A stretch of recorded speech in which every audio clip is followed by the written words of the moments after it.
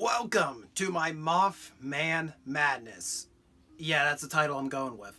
I don't know what else to label this video. This project has changed direction so many times. I initially was planning to make a short video about how much I really like Mark Pellington's 2002 psychological thriller, The Mothman Prophecies, until I realized it has next to no parallel to the actual events that it's based upon. Then I decide, well, maybe this will be a comparison of how the movie adapts the real-life events that were chronicled in John Keel's book, The Mothman Prophecies, published in 1975. And then I discovered I really don't like John Keel's writing style, and I had to dig even further to figure out what he was really documenting in that book. So, this is now, I guess, becoming a off-the-cuff chronology of the events that occurred in Point Pleasant, West Virginia in 1966 and 1967. This is probably not going to be some epic deep dive. There are countless channels on YouTube and countless authors and historians that could do a better job of giving detailed accounts of what happened. What this merely is me going through, breaking down the basics of the mythology of Mothman, the events that transpired in the Point Pleasant area, and then we'll talk about how that led to the creation of the movie in 2002. So, sit back, enjoy your pop, soda, whatever you're drinking, and get ready to watch me spiral into insanity with my Mothman Madness.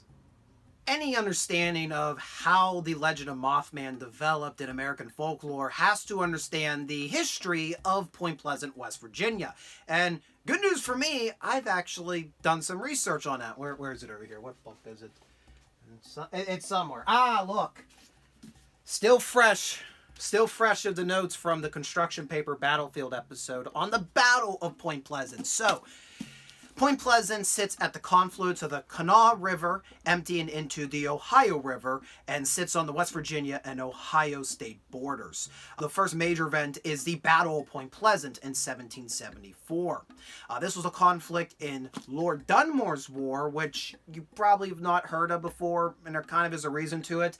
Lord Dunmore's War was only a few months and only had one major battle, the Battle of Point Pleasant. But it was a dispute between the Shawnee and Mingo tribes of the Ohio River Valley against the colony of Virginia. Long story short, the Cherokee sold land to the Virginia colony, but the land the Cherokee claimed they owned was actually Shawnee and Mingo land, and as Virginians came out to settle, the Shawnee and Mingo were attacking these settlements. And I gotta go grab my cat. No, get off the computer. No. Yeah, you're gonna be in the. You want to be in the video now? I told you, just my. This is supposed to be my Mothman Madness, not my cat madness. Okay, I'll put you down now. Okay. Anyways, how do I come back from that? So yeah, native tribes were raiding the Virginia frontier because Virginians were settling on land that was theirs. The story of westward expansion, and this is going to lead to a Virginia militia force fighting Mingo and Shawnee forces at the Battle of Point Pleasant. The Virginia militia prevailed and pressed the Shawnee and Mingo to agree to terms of surrender, basically allowing Virginians to move into what we know today as West Virginia. Now, to keep the peace, to keep the Ohio River being the thin boundary between the American colonies and Native America, one of the Shawnee chiefs, Chief Cornstalk, would make frequent trips to the American side of the Ohio River. Now, after the battle, the American forces established Fort Randolph at the confluence of the Kanawha and the Ohio rivers. One of the times he visited, in 1777, he was detained because a group of colonists had been attacked by native warriors. Were they Shawnee? Were they Mingo? Were they of another tribe? We don't know. In an outrage for these deaths, a group of civilians stormed into where Cornstalk and a few other native leaders were being held and murdered them all. Now, this is where the Cornstalk curse comes from. It is said that in his dying words, that Cornstalk put a curse on any inhabitants at the confluence going forward. It should be noted that the curse part really isn't recorded about until a school play of the history of Point Pleasant in the early 20th century, so take that as you will. So that's kind of that's how we make the ground for folklore fertile in the Point Pleasant area. Now, a little bit more about Point Pleasant, just a few other details. It'll become the county seat of Mason County in the early 1800s, and its location at the confluence makes it an important commerce juncture. The Kanawha River, you're going to have boats bringing coal and other natural resources to market to be shipped up and down the Ohio River. Later, you're going to have the railroads intersecting in Point Pleasant. And during the Second World War, there was going to be a variety of military installations around Point Pleasant. Most notably, the West Virginia Ordnance Works, which was a few miles north of town. They actually produced 720,000 pounds of TNT daily between 1942 and 1945 for the war effort. The Ordnance Works was closed at the end of the Second World War, and its ruins became a popular hangout for teenagers in the 1950s and 60s. You can still go there today to see there's these igloos, these concrete igloos that were built to house the munitions. There was also, around the time of the Mothman sightings, a variety of derelict buildings such as power plants. This will be all important to the story. It's in the TNT area where I think it's the best place for anybody starting to investigate the Mothman case. And that is on November 15th, 1966, two young couples, Roger and Linda Scarberry, and Steve and Mary Mallett, were riding in Roger Scarberry's 1957 Chevy on their way for an evening of fun in the TNT area. Now, as they were coming down the road into the site of the former Ordnance Works, they all four claimed to see a large humanoid winged creature, some say black, some say gray, standing in the middle of the road with glowing red eyes. Upon seeing the creature, it kind of did a shuffle. This is not probably how it's shuffled. This is comedic, not horrifying, into the nearby woods off to one of the power plants, the abandoned power plants in the TNT area. They paused the car, were all looking at themselves, all trying to deduce that they had all just seen what they believed they had saw, and were debating should they go back in town to report this creature sighting to the police.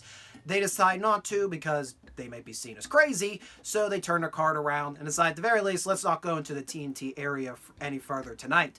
But as they return to the main road, the humanoid winged creature was following them, and not just by running, flying over the car. Roger Scarberry claimed that he drove the car anywhere from 60 to 100 miles per hour, and the creature was able to keep pace in flight, getting very near the car before the Scarberrys and the Mallets pulled into downtown Point Pleasant. After this encounter, they reported the incident to the local authorities, and the following morning there was a press conference held at the county courthouse.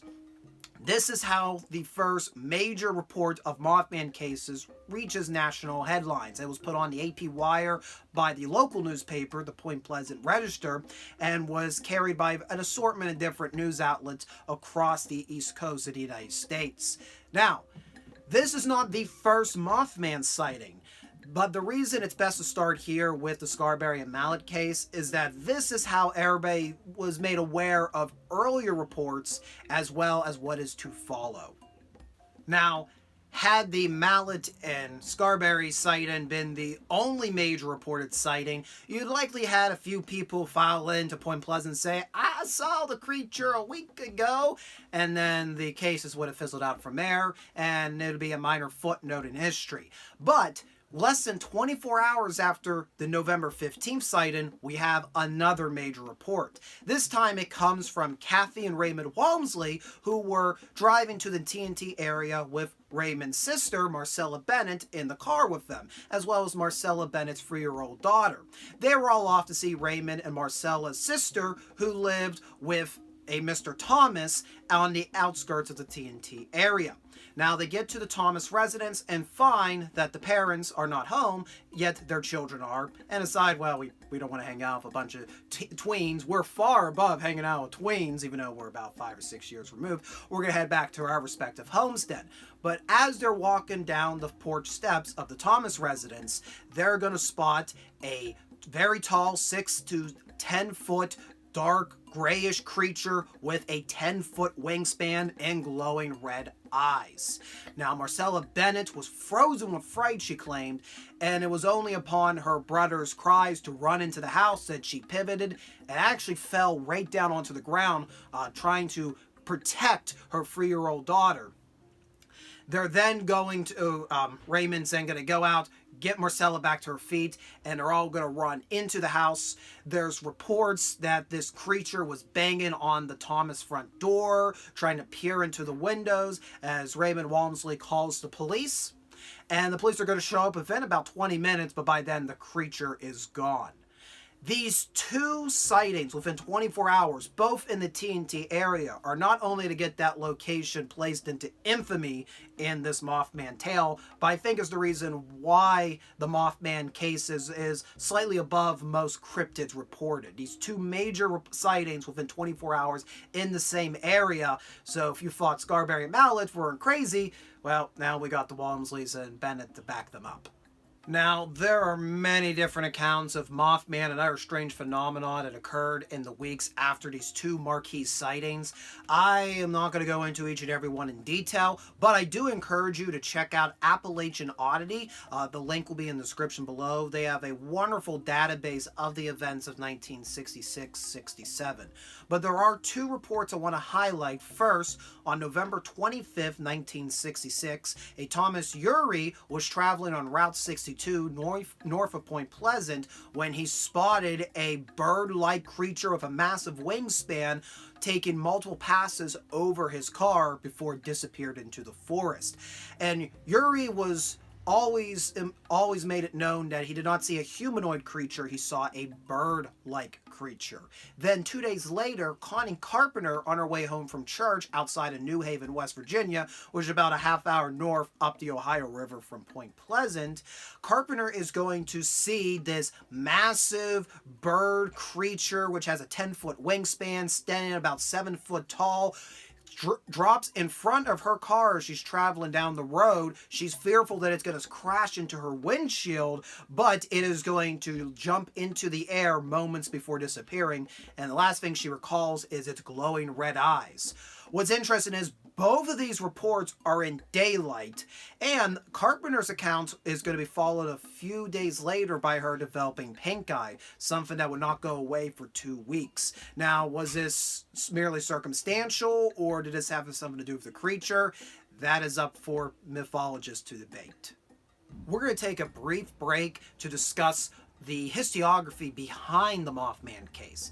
There were a number of people that came to investigate what was going on in Point Pleasant, West Virginia. Some were credible, a lot were crackpots, but there are 4 names in particular I want to discuss. One of them is Mary Hyray. Mary Hyray was a columnist for the Athens Messenger newspaper, which was based out of southeastern Ohio. She had an office for the Messenger in Point Pleasant, West Virginia, and she was known for producing her column, Where the Waters Mingle, where she would recount the daily ongoings in Point Pleasant, West Virginia.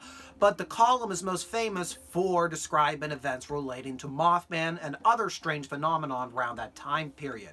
It's also interesting to note that Mary Hyray is the aunt of Connie Carpenter, and both Hyray and Carpenter would have multiple sightings of Mothman and other strange phenomena. Now, Hyray would be an associate of John Keel, a New York author that came to Point Pleasant in late 1966 to investigate what was going on. Keel had a background in publishing all sorts of articles and books relating to strange phenomena, including UFOs. And Keel had an interesting take on what strange phenomena was caused by. He didn't believe in the normal story of little green men and tin flying saucers. He actually would say that those encounters, what people were seeing, were interdimensional beings interacting with our third dimension that we're used to living in. In addition to Keel and Hyray's collaboration, there was also Dan Drayson. Drayson was a filmmaker that was just getting off to a good start. He had actually made a documentary a few years earlier called One Sunday, and he was invited by Keel to come with him on his visits to Point Pleasant. Drayson would do his own investigations in addition to what Keel was doing. And I should also bring up the name of Gray Barker. Barker was probably the most renowned UFOologist in West Virginia at the time of the Mothman incident. Barker had investigated the Flatwood Monster back in 1952, had been credited with developing the term Men in Black, and had gone out to investigate a wide variety of strange phenomena across the country. But it should be noted that modern-day historians relating to Mothman and other strange phenomena cases believe that Barker was either embellishing most of the stories or was outright creating hoaxes to gain credibility, and he enjoyed the sensationalism that went around with strange phenomena sightings. Now, I don't want to entirely discredit Gray Barker as how the mythology that surrounds UFOs, Men in Black, all these weird incidents that occurred in American history, our understanding has been shaped by a lot of Barker's writing. But even at the time of the Mothman cases, John Keel was very skeptical of Barker's claims of sightings. Keel would arrive in Point Pleasant, West Virginia in early December of 1966. He quickly made a contact with Mary Hyray and went through her archives of a variety of different reports that had just been made in the past few weeks. On the night of December 7th, 1966, Hyray and Keel decided to both set out to investigate the TNT area, the source of the most high-profile sightings. Now, they weren't alone. They brought a posse with them. And in that posse were a variety of the witnesses we previously mentioned. The Mallets, the Scarberries, Connie Carpenter were all with them. Now, when they approached the power plant structure, Connie Carpenter claimed to see two red eyes emanating from inside the building. Keel took portion of the posse to go inside and investigate. He didn't see anything, but the remaining party members outside did. They claimed to see a large dark figure darting out of the building and taking flight. When Keel came back outside, he discovered that Mary Mallett's ears were bleeding. By the end of December of 1966, Keel had already logged over 20 different reports about a Mothman creature in the Point Pleasant area. And consider that was only in about a month and a half, November 15th to the end of the year. That being said, once the holiday season came and went, most of the press outlets were wanting to distance themselves from the story. The Point Pleasant Register initially posted an article about an owl being killed in the TNT area on December 22nd, and then later came forward with claims from zoologists from Ohio University that the creature was in fact sightings of a sandhill crane, which was known to migrate through the Point Pleasant area. In either case, the Point Pleasant Register were done with this tale.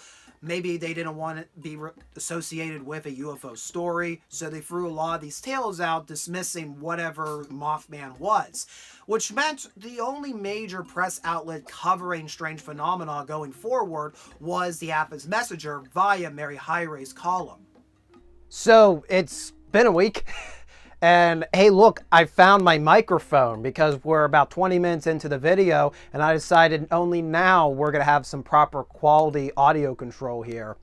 This is putting me in the rankings of the worst YouTuber, correct? The worst YouTuber, but at least I'll be in the rankings for the greatest something, right? Yeah. Okay. So back to our story about the Mothman. Actually, after the 1966 sightings, actual descriptions of Mothman disappear, not just because the newspapers weren't really covered anymore, but there just weren't a lot of sightings to report. But in the place of Mothman, there were an assortment of unidentified flying objects being reported along the Ohio River. Now, in the first week of April of 1967, there was a crescendo of UFO sightings being reported to people like Mary Hyray and John Keel. In fact, they would expect about every night in the TNT area, dozens of people would turn out around 9 o'clock at night to see if they can spot any unusual objects in the sky. Now, I'm not going to spend time going into descriptions of them. UFO sightings don't typically interest me because it always boils down to unusual lights seen in the air. I can be here all day, just say it, unusual lights seen in the air, and we're not going to get anywhere. But let it be known that Highray and Keel claim to have had hundreds of reports of unusual objects flying in the Point Pleasant area. But because of the crowds in the TNT area, Highray and Keel decided to switch their investigations from Point Pleasant just a few miles down the road to Galapagos Ferry for West Virginia, where Keel claims to have seen a UFO very close with red portholes, close enough that it was only a few feet from him reaching it. And actually, Mary Highray swore an affidavit trying to legitimize this report of Keel. Now, local officials dispelled a lot of the UFO sightings, claiming that they were seen aircraft. There's even actually, Keel mentions this in the Mothman Prophecies, that local officials claimed a local doctor was flying his small plane over the TNT area to wow the people coming to Point Pleasant every night. Keel claims to have called the Lockbourne Air Force Base, which was located in Columbus, Ohio, to ask if there was any activity happening out of the base, to which the air base said nothing was happening. Don't look over here. There's nothing. We're totally not doing any covert stuff over here. Again, we're the government. Why would we tell you if we're doing covert stuff? But with the swarm of UFO enthusiasts coming to Point Pleasant that April and May, there were also an unwanted men in black. Now, typically when we think of men in black, we think of descriptions of federal agents that are very stern, very stiff. You know, you think of Tommy Lee Jones. Let's be honest. That's what you actually think of when you think Men in Black. Tommy Lee Jones. Perfect casebook example. But what is very interesting is the Men in Black descriptions relating to the Mothman case. They talk about them having unnaturally long fingers, of either pale complexions or, let's just say, complexions that are foreign to the Ohio River Valley. They are slurring their words, and most of the time when the Men in Black are reported, their investigations aren't about the unusual activity, but more asking questions about other investigators, namely Highray and Keel. Now, there had been Men in Black reports going as far back as December of 1966. Highray claims that a Men in Black came into her office, acted very unusual, like he didn't know what a stapler and basic office supplies were like, and kind of looked at him like, well, if you want that, if you're so fascinated by it, go and take it. To which he took it and kind of just shuffled away out of her office. Maybe these are government officials, actually. I don't know. That sounds like some an inability to communicate with the general public attitude that the government would be good at. Anyways. But there's also a more frightening account in February of 1967. This one comes from Connie Carpenter, who had moved with her husband to the Ohio side of the river. She claims that while she was walking home, an unusual car pulled up. A gentleman asked for assistance. She walked over, to which he grabbed her and actually tore her blouse in two. She managed to get away. There are other eyewitnesses that had claimed to be chased down by cars while driving in the area. A lot of strange stuff. I honestly think the Men in Black reports are the strangest stuff that is in the Mothman Prophecies book and in any investigation about the Mothman. And my cat is breaking at the door. You fascinated by the door, Lily? But it's with the April UFO flap that the Men in Black sightings escalate. At one point, there was a report that there were 20 gentlemen in black suits dining in a cafe in Point Pleasant. What they were doing there, nobody really knows. A lot of reports of what Keel describes as phantom photographers, people going to the residence of individuals that Keel and Highray had already investigated and taken photographs. There's even one report, I forget the name of the eyewitness, but they claim that a person was in their house when they arrived home, like they had been gone from work. They unlocked their door, walk inside. There was a man in black sitting in their parlor room, took a photograph of them, and then bolted out of the house. There's a lot of these phantom photographer reports. What were the Men in Black that arrived in Point Pleasant? Were they federal agents? Or were they agents of a foreign government? Cough, cough, Soviet Union, cough, cough. Were they little green men operating human flesh suits? Or were they crank investigators that got wind of what was happening in Point Pleasant and wanted to make a name for themselves, and by making a name for themselves, disturb the peaceful populace. I would like to hear what your thoughts are in the comments section, because again, I find the Men in Black reports the most scariest part of the Mothman case. It's the only time things get unusually creepy. I really don't know what the truth is, but what I do know is that with the onset of the Men in Black, there was a decrease in strange phenomena reports coming into Keel and Highray, possibly because they were intimidated by going public with these investigations, because it might be visited by these strange individuals. It's also around this time that we begin having reports of crank calls. In Keel's book, he describes phone calls going between himself, Highray, Barker, and Drazen. And essentially how they all go is somebody calls Keel, Keel goes and investigates, comes back to tell the person what he found, to which the person that sent him on this wild goose chase says, I never sent you to do that. That's kind of what they all boil down to. I don't know if Barker had any reports of this, and we're going to explain why I don't know Drazen knows any reports of this. I don't know if Highray had any reports of this. I know that Keel claims Highray had reports of this. But what ends up happening is Keel begins suspecting his phone line is tapped. He actually goes to the New York headquarters of the FBI to file a complaint. And then in the summer of 1967, Dan Drazen, who we'd mentioned earlier was tagging along with Keel during his visits to Point Pleasant, calls, at least what Keel claims, calls him one night, says he wants out of this, and by out, he wants completely done with the investigation because the funding for his documentary suddenly got cut. Keel claims he took a few files from Drazen, but Drazen destroyed the rest of the files.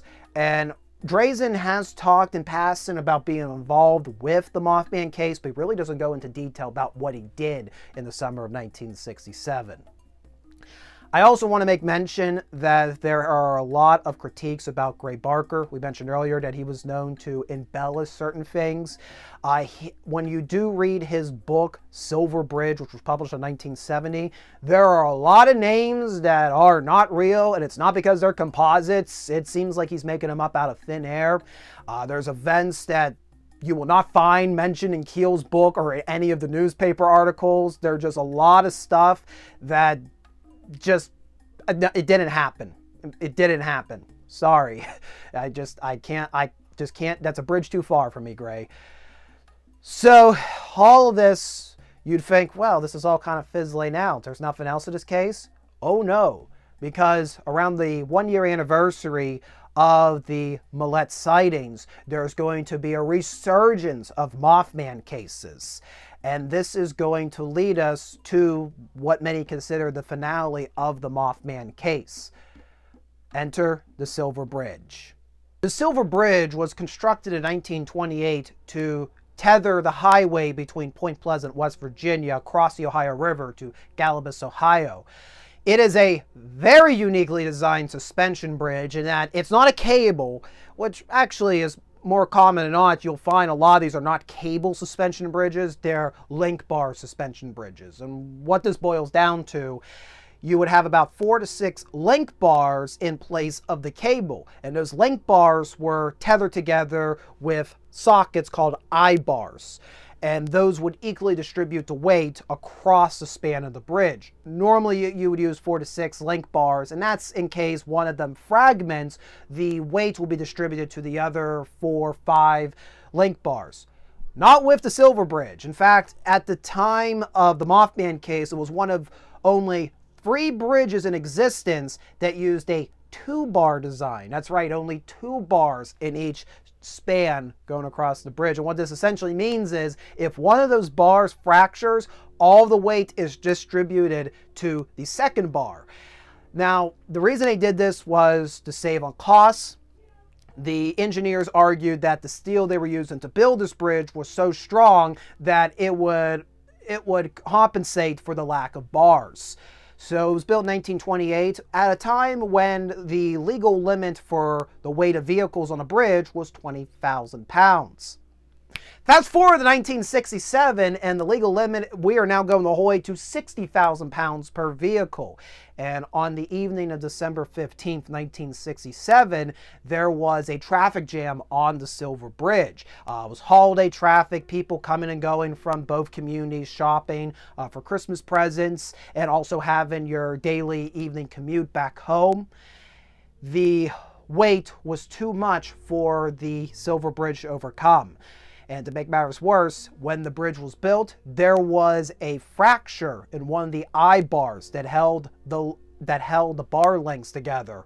Nobody could see this fracture with the naked eye, and nobody really thought anything of it until you put a ridiculous amount of weight on this bridge. It is not designed with the idea of redundancy in mind, and shortly after 5 p.m., one of the eye bars completely fractured on the Ohio side of the bridge, and within mere seconds, the whole bridge collapsed into the Ohio River.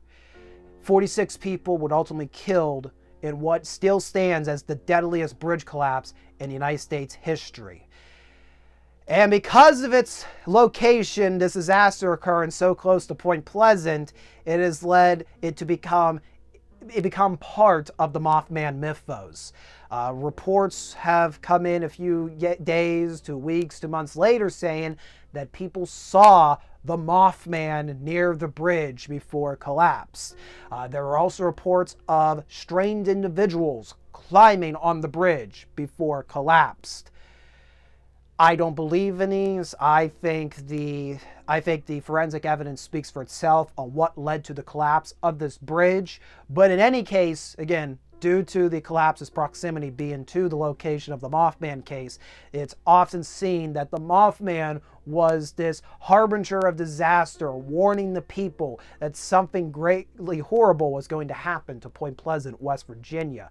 And indeed, you will often hear these mythical sightings of a bird-like creatures being seen before great calamities. People claim to have seen something like this before the Chernobyl disaster, before the terrorist attacks on September 11, 2001, so on and so forth.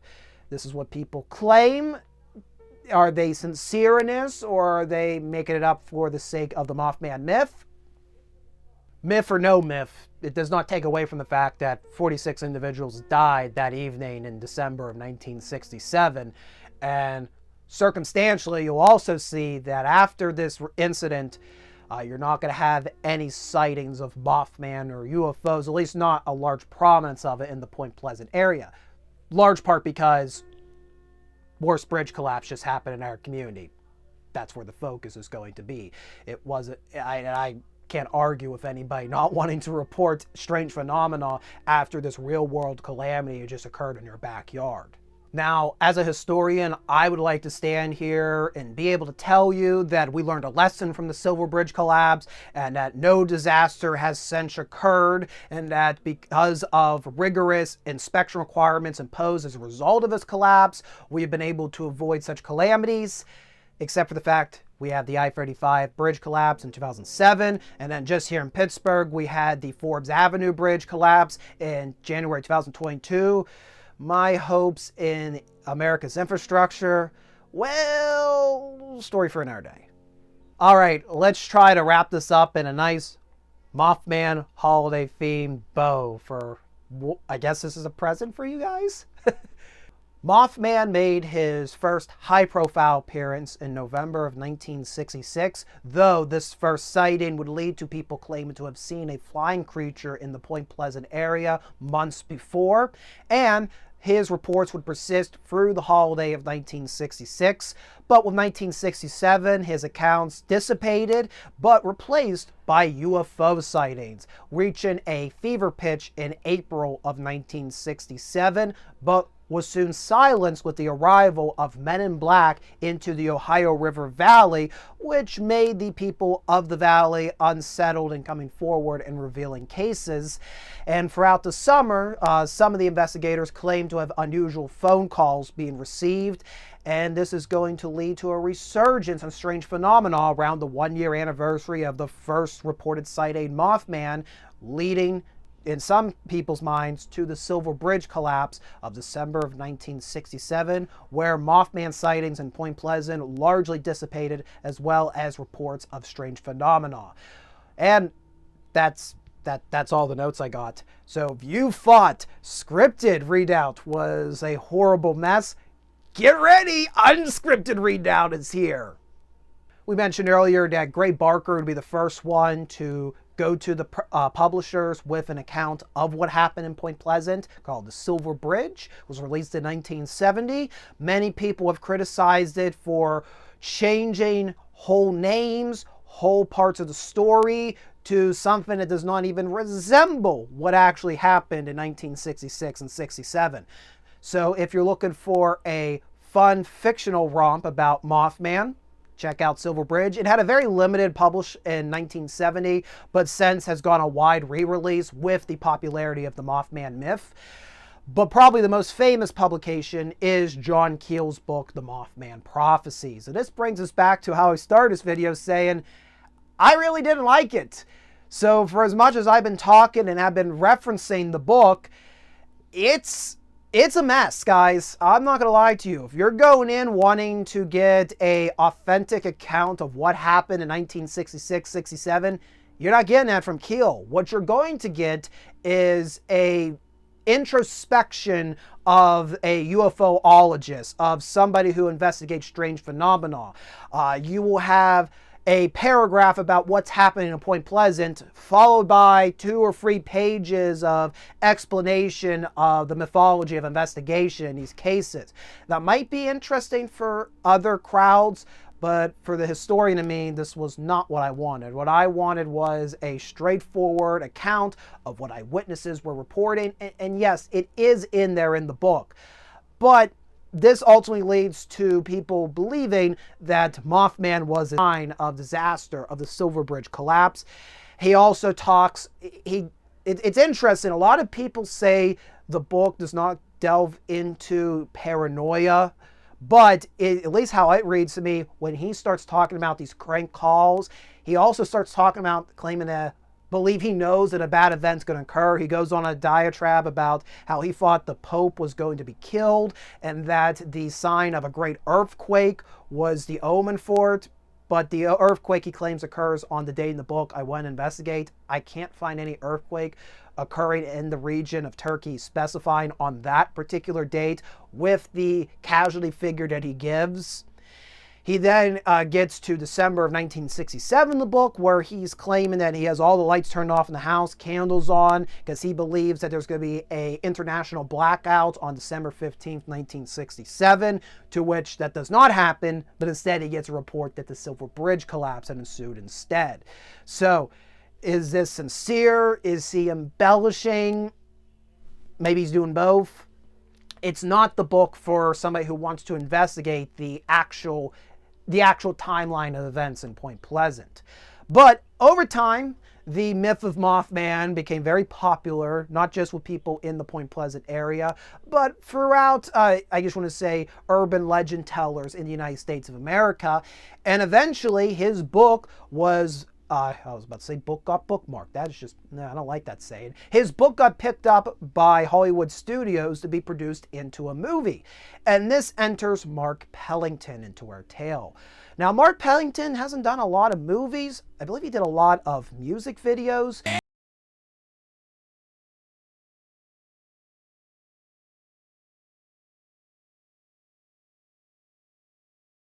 Really interesting film called Arlington Bridge, starring Jeff Bridges. If you've not seen it, check it out. It's about a Washington, D.C. resident who becomes suspicious that his new neighbors are actually terrorists, and he tries to go about convincing everybody that these guys are terrorists, but everybody believes he's crazy, and ultimately he ends up becoming the fall guy for the terrorists. Oh, spoilers for the movie. I didn't go too much in detail.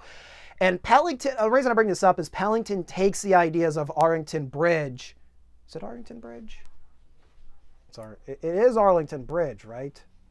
I can't seem to find it on the DVD shelf.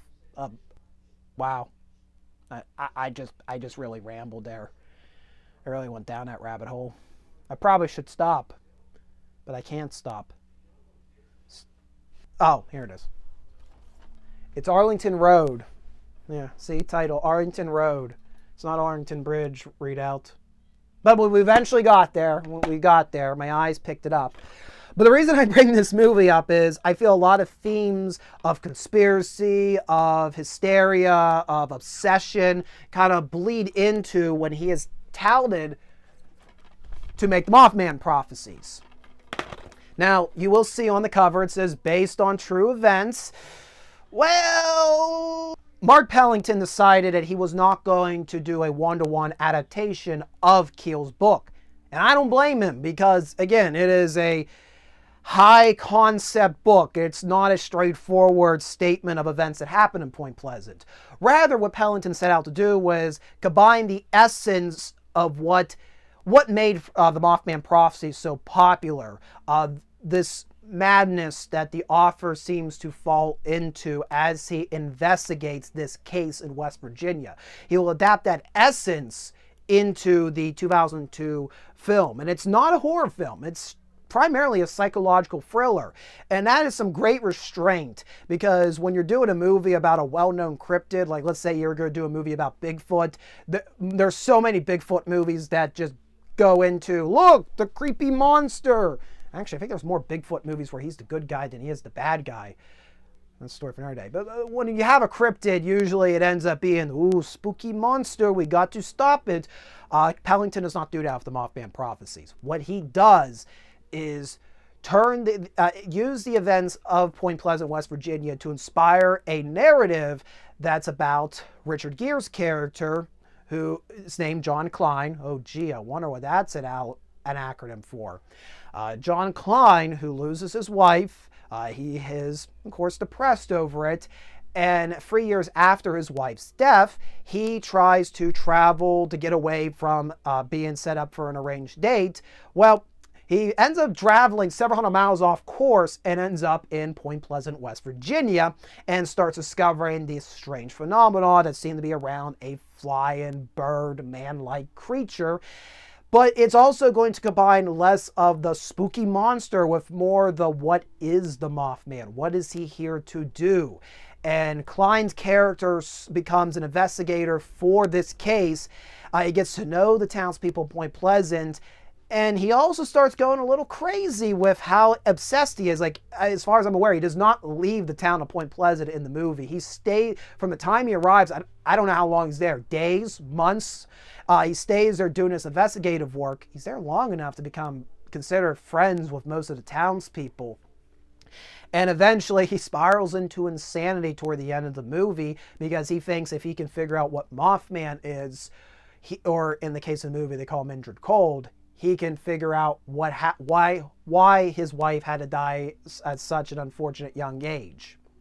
So, takes the essence of the paranoia that can come from investigating these strange phenomena and adapts it into this movie. The movie's not perfect. I'm going to deny it. It's not perfect. Some of the pacing gets a little wonky, especially in the latter third of the movie.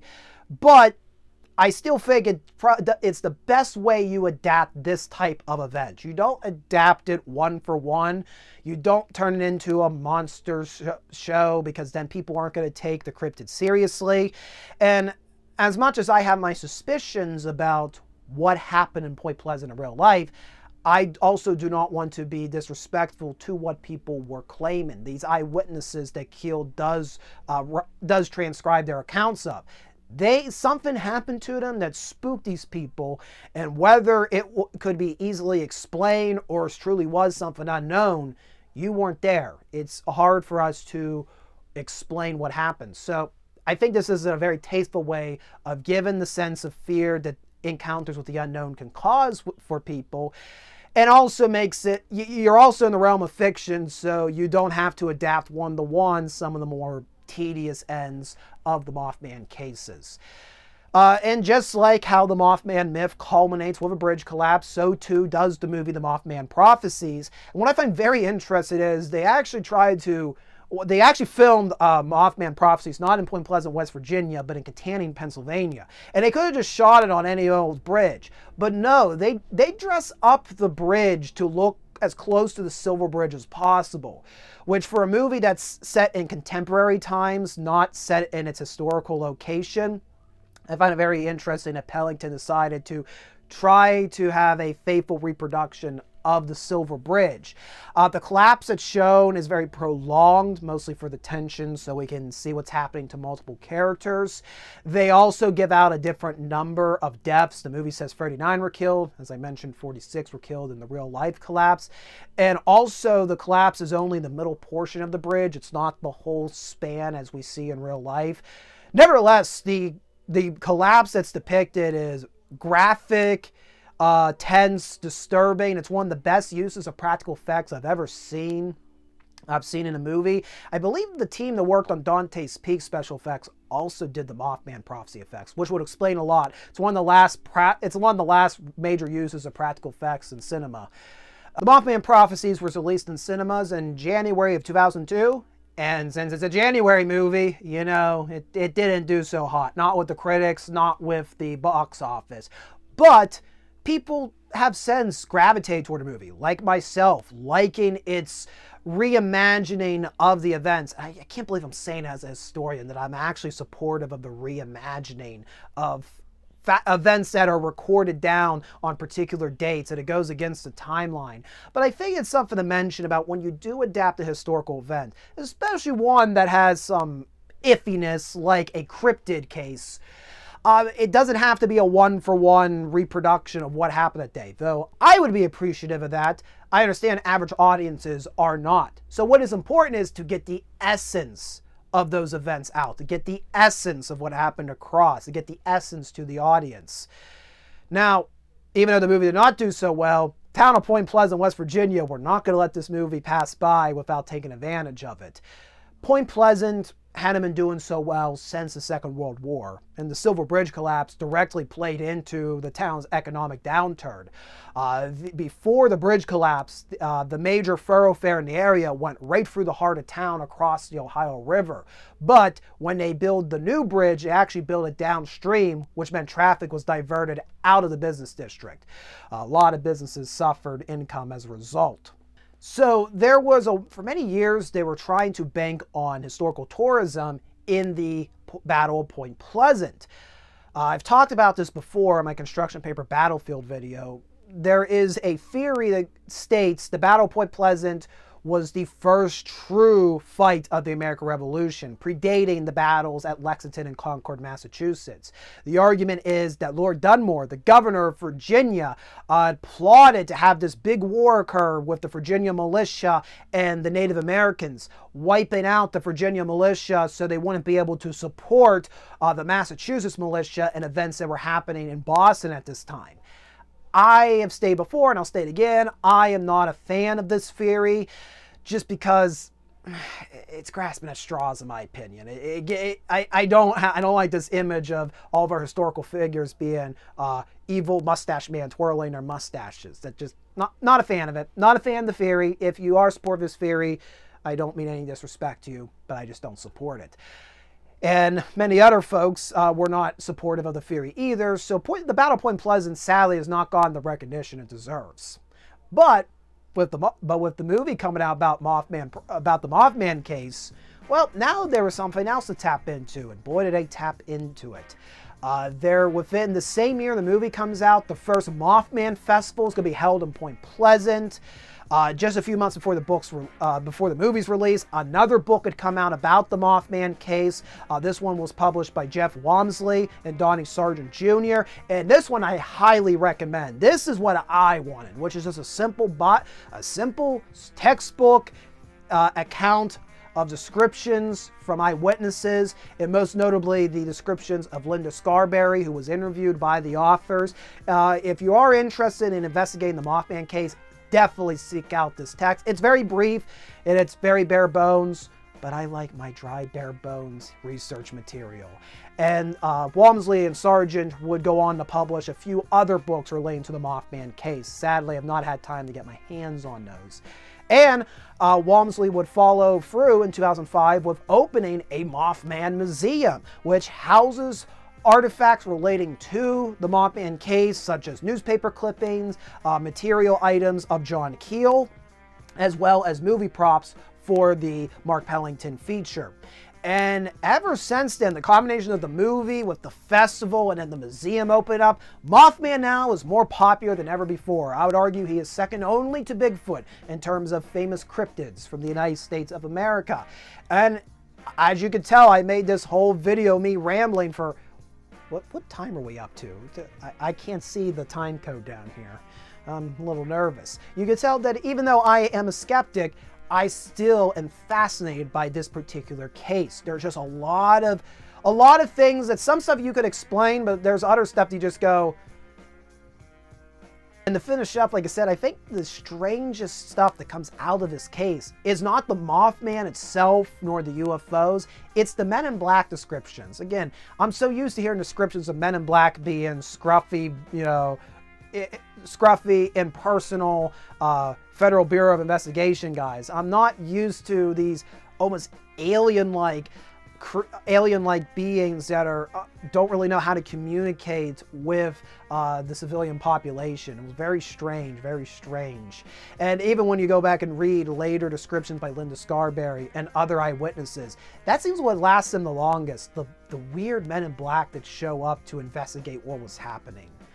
But I think I've rambled long enough about Mothman. What did you guys think? Was this video at the very least entertaining? Did you feel that your hour was well spent? Probably not. You're probably gonna tell me in the comments I don't know what I'm talking about, which is probably true. Probably true. I am always a learner of history. I will never know enough. I will never know all the history. I'm always learning. But if you did like this video, be sure to hit the like button down below to let myself and the algorithm know that you like these videos. Leave a comment. I would really like to have some engagement because this is a very different topic that I've not done before. And what my takeaway is from the Mothman may be very different from what your takeaways are. So comment down below what you thought about the Mothman case.